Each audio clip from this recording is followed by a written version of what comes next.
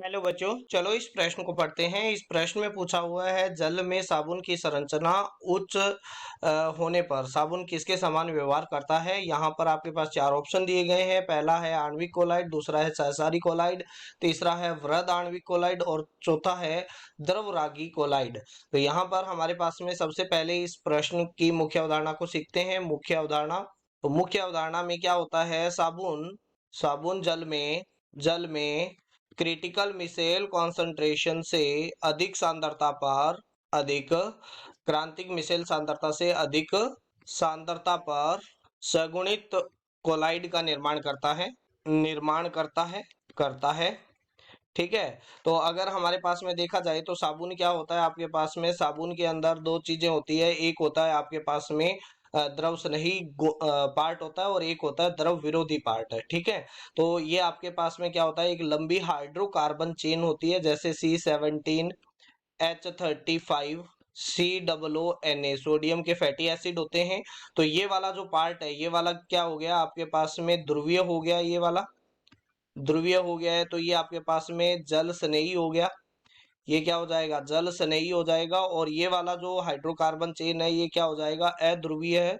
ये क्या हो जाएगा, अध्रुवीय हो जाएगा। तो ये क्या हो जाएगा, जल विरोधी हो जाएगा। क्या हो जाएगा, जल विरोधी हो जाएगा। और ये आपके पास में जब आपस में सगुणित होती है, तो अगर हमारे पास में सगुणन होने पर यहाँ पर ये मिशेल का निर्माण करता है। और मिशेल कुछ इस तरीके से होता है, ये आपके पास में जल विरोधी हो गया।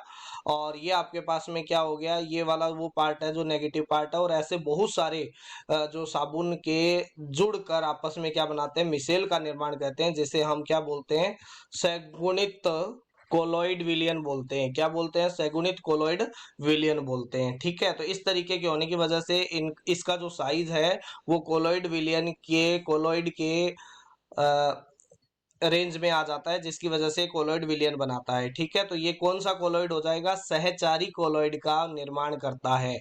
तो यहाँ पर आपके पास में बी ऑप्शन है, सगुणित कोलॉइड को हम क्या बोलते हैं, सहचारी कोलॉइड भी बोलते हैं। यहाँ पर आणविक कोलॉइड का मतलब है कि अणु होंगे कोलॉइड में, नहीं, बहुत सारे अणु आपस में जुड़ेंगे, तो ये आपके पास उत्तर नहीं है।